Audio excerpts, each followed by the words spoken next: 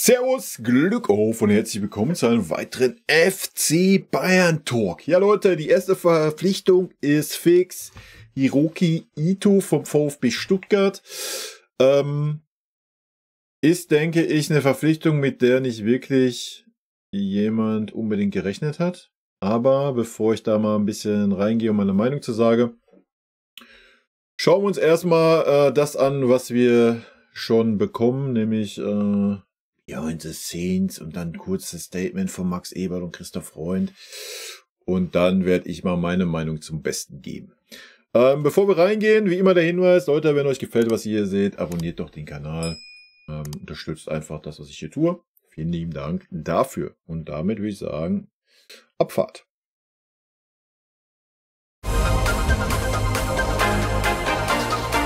And go.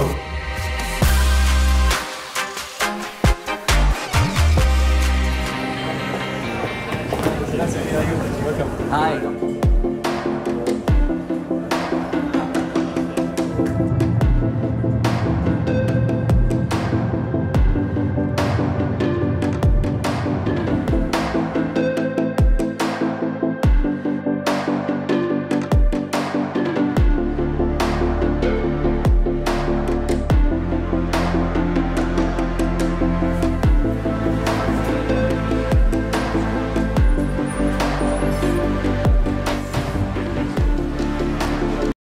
Schon wild, dass die da von Anfang an direkt nur gefilmt werden, ne? Ist schon echt wild heutzutage.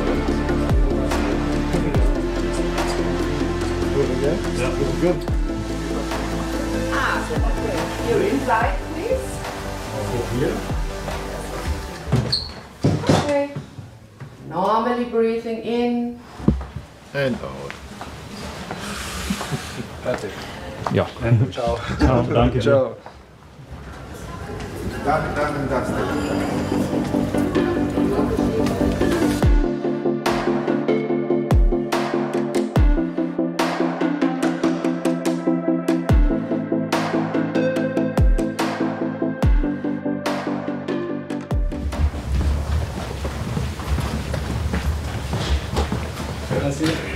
Wie geht's dir? Gut. Sprechen wir Deutsch oder Englisch? Ein bisschen Deutsch, aber. Ein bisschen Deutsch. Bisschen Deutsch. Nach 3 Jahren Stuttgart.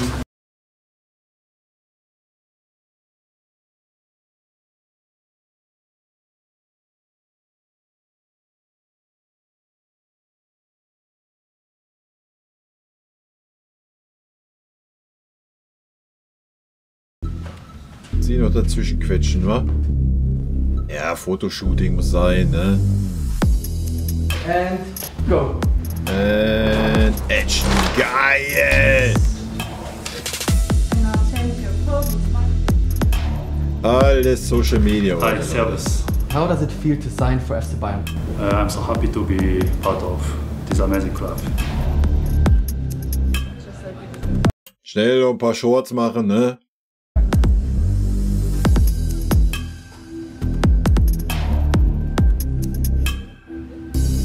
Ja, so ist das heute, Leute. So ist das heute. Ich sag's euch, ey. Jo, genau, abonniert nochmal, ne? Gleich doppelt abonnieren hier. So, die Interviews haben wir natürlich nur auf dem Bayern-Kanal, aber auch das kriegen wir hin. Hoffe ich zumindest. Hiroki Ito vom VfB Stuttgart unterschrieben für 4 Jahre. Ein sehr, sehr guter Spieler, den ich und wir schon sehr, sehr lange kennen, der beim VfB Stuttgart die letzten Jahre doch einen sehr, sehr bemerkenswerten Weg gegangen ist. Und dementsprechend sind wir extrem froh, so einen erfahrenen, aber trotzdem.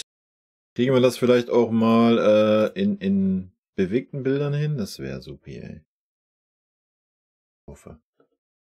Wir haben Hiroki Ito, aber trotzdem noch jungen Spieler für uns gewinnen zu können. Er ist universell einsetzbar, hat einen sehr, sehr guten linken Fuß, hat sehr, sehr viel gespielt, hat sich richtig... Wir haben Hiroki Ito vom VfB Stuttgart unterschrieben für 4 Jahre. Ein sehr, sehr guter Spieler, den ich und wir schon sehr, sehr lange kennen, der beim VfB Stuttgart die letzten Jahre doch einen sehr, sehr bemerkenswerten Weg gegangen ist. Und dementsprechend sind wir extrem froh, so einen erfahrenen, aber trotzdem noch jungen Spieler für uns gewinnen zu können. Er ist universell einsetzbar, hat einen sehr, sehr guten linken Fuß, ja, hat sehr, sehr viel gespielt, hat sich richtig gut entwickelt in den letzten Jahren beim VfB Stuttgart und darum sind wir sehr, sehr glücklich, dass er für 4 Jahre beim FC Bayern unterschrieben hat. Seine Qualitäten als ein herausragender Fußballer mit seinem linken Fuß, sehr guter Abwehrspieler, guter Kopfballspieler, fantastische Energie, die ihr immer wieder auf den Platz gebracht habt. Und dieses Gesamtpaket ist genau das, was wir bei Bayern brauchen. Ja, wir sind sehr glücklich, einen japanischen Nationalspieler zu uns geholt zu haben. Er ist eher zurückhaltend, aber weiß genau, was er will und ist selbstbewusst. Und jetzt war der richtige Zeitpunkt, dass wir zugeschlagen haben. Tja, Leute, der richtige Zeitpunkt, dass wir zugeschlagen haben. Ja, sollen wir uns die Stimmen noch durchlesen? Ich kann es euch ja einmal vorlesen. Komm. Max Eber, wir freuen uns sehr, dass wir Hiroki Ito für den FCB verpflichtet haben. Wir wollen hungrige Spieler, die neue Energie reinbringen. Und Hiroki hat alles, was wir uns wünschen. Er ist ein Spieler, der Herausforderungen annimmt, sie bewältigt und kontinuierlich seinen Weg. Lol, geht erstmal die Seite weg. Das ist ja auch wild. Wild hier. Was ja, heute läuft's aber auch, oder? Kontinuierlich seinen Weg macht. Mit seinen 25 Jahren hat er schon viele Erfahrungen gesammelt und kann mit Druck umgehen, ob nun in einer Relegation oder bei der Chance auf die Champions League. Er wird sofort eine richtige Verstärkung für uns sein. Christoph Freund. Hiroki Ito war beim VfB Stuttgart die Zuverlässigkeit in Person. Er hat kontinuierliche Leistung auf Top-Niveau gebracht und ist so ins Blickfeld einiger internationaler Top-Clubs gerückt. Hiroki ist groß, aggressiv, hat einen starken linken Fuß, ein ausgezeichnetes Passspiel und ist in der Abwehr vielseitig einsetzbar, weil er auf der linken Seite wie zentral spielen kann. Er kam als junger Spieler nach Deutschland, hat eine super Entwicklung genommen und wir sind sicher, dass er noch weiteres Potenzial in sich hat.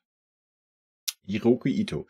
Es ist eine große Ehre für mich, bei einem der größten Clubs der Welt spielen zu dürfen. Auch in Japan hat der Name FC Bayern einen guten Klang. Ich habe beim VfB Stuttgart immer alles gegeben und bin dem Club dankbar. Nun freue ich mich auf die Herausforderung in München und will meinen Beitrag leisten, dass der FC Bayern viele Titel gewinnt. Es war an der Zeit, einen neuen Schritt zu machen. Für mich ist der FC Bayern dafür der perfekte Verein. Ja, das sind die Worte der Verantwortlichen und des Spielers. Ja, ich habe es ja eingangs gesagt. Jetzt wahrscheinlich nicht ein Transfer, den irgendwer auf dem Schirm hatte. Und man hat auch relativ wenig oder bis gar nichts irgendwie in irgendwelchen Medien oder so gefunden. Ja, das ist schon mal ein positives Zeichen für mich und bestärkt mich auch weiterhin darin, nichts auf diese ganzen Gerüchte zu geben, die einfach irgendwo hingeschrieben werden von irgendwelchen Spacken. Innenverteidiger, ja, wir haben es gerade gehört, kann auch auf der linken Seite spielen. Da sehe ich jetzt eigentlich nicht seine Stärke als Linksverteidiger, obwohl er, ich glaube, max 34 km/h schnell ist, also er ist auch ein schneller Spieler. Und wer weiß, ja, wir wissen jetzt nicht, wofür er eingeplant ist.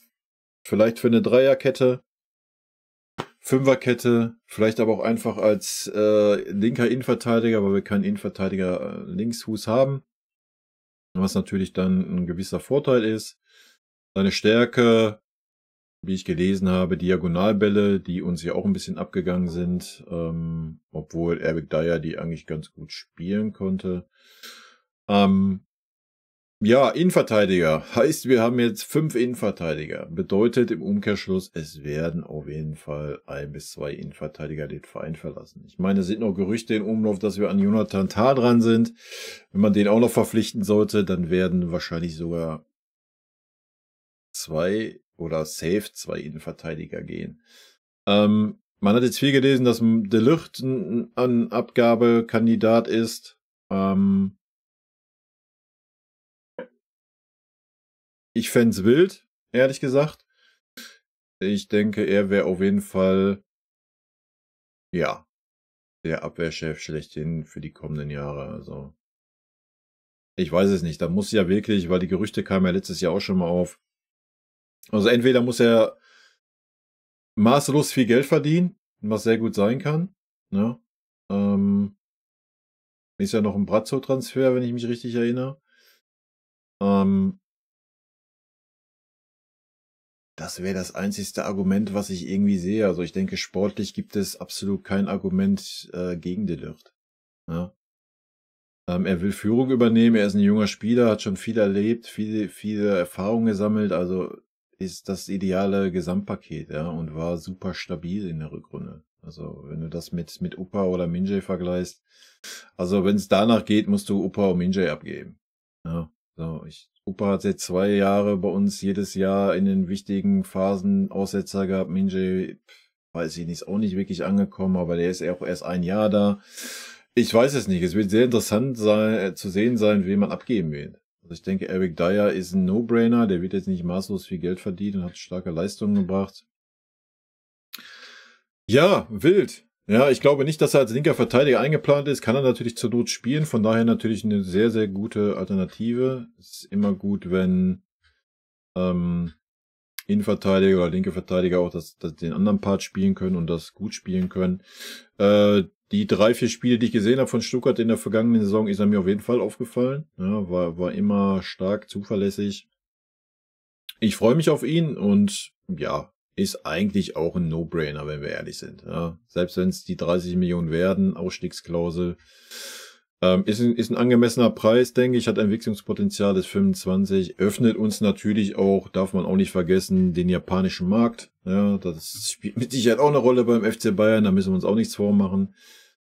Ist natürlich nur das kleine Extra, ja. Also, und ich denke, es ist der richtige Schritt, so einen Spieler zu holen, anstatt irgendwie zu sagen, ich nehme jetzt noch Theo Hernandez, der da ein Thema sein soll für, was weiß ich, 60, 70, 80 Millionen und wieder 20 Millionen Jahresgehalt. Da müssen wir einfach von wegkommen. Und wenn wir dann diese Spieler nicht kriegen, ist das für mich völlig fein. Ja, dann diese Art Spieler nehmen, der sich schon gut entwickelt hat.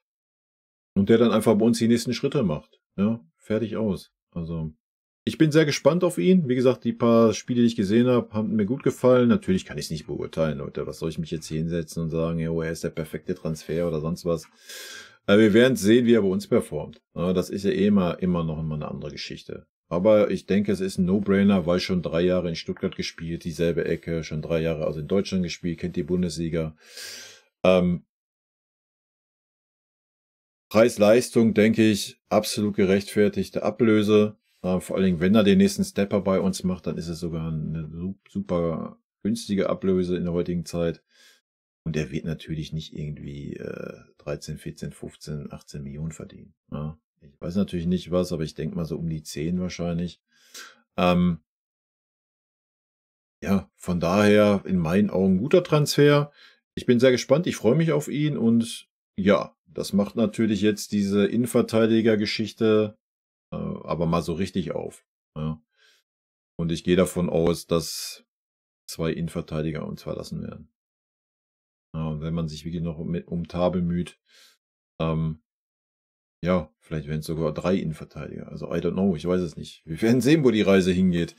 Es wäre natürlich schöner gewesen, hätten wir den Umbruch anders eingeleitet, auf anderen Positionen, mit anderen Spielern. Aber nochmal, wenn du so eine Art Spieler kriegen kannst, ja, dann musst du als FC Bayern auch zuschlagen. Da gehe ich 100% mit. Und wenn wir die Leistungen gesehen haben von Min-Jae und Upa letzte Saison, da muss man einfach auch sagen, ja, dann reicht's am Ende des Tages nichts. Ja, wir haben ja schon oft über Upa gesprochen. Ich finde, er ist ein Mega-Innenverteidiger, hat alle Voraussetzungen, die man braucht, um wirklich eine Maschine zu sein. Aber wenn die Nerven nicht halten, und das war jetzt 2 Saisons hintereinander in den wichtigen Phasen, da muss man am Ende leider sagen, dann reicht's nicht für den FC Bayern. Ja, so traurig das ist. Aber so ist es dann leider. Dass jetzt irgendwie De Ligt da jetzt als Verkaufskandidat gilt. Entweder das ist einfach wieder nur dummes Zeug von irgendwelchen Journalisten geschrieben. Wir werden sehen. Ja? Also ich persönlich kann mich nur wiederholen. Ich würde es super schade finden. Ich hätte ihn schon als den neuen Führungsspieler da hinten gesehen und auch für die Zukunft als Führungsspieler in dieser Mannschaft. Also ich könnte es mir wirklich nur erklären, dass irgendwie intern was vorgefallen ist, was man nicht an die Öffentlichkeit gedrungen ist, was sehr unwahrscheinlich ist bei uns, ja. Oder einfach, dass er ein mega hohes Gehalt bezieht, ja. Und wir wollen die Gehaltskosten senken und ja, er natürlich auch viel Kapital einbringen wird, denke ich. So. Ja, schade wird's dann, oder wär's dann, aber das ist dann ein anderes Video. Wenn De Ligt gehen sollte oder verkauft werden sollte, dann können wir da nochmal ein bisschen reingehen. Ansonsten kommenden Montag wird es auf jeden Fall einen Stream geben. Ja, dann können wir die Thematik vielleicht auch mal ein bisschen bequatschen, wenn ihr Bock habt. Und ansonsten werden wir ein bisschen über das Auftaktspiel der EM sprechen, was heute stattfindet. Ja, in diesem Sinne, Leute, rot-weiße Grüße gehen raus. Bleibt gesund. Wer Bock hat, Montag, wie gewohnt, 18 Uhr live hier auf dem Kanal und auf Twitch. Vielen lieben Dank für euren Support hier auf dem Kanal. Und in diesem Sinne, gute Freunde kann niemand trennen.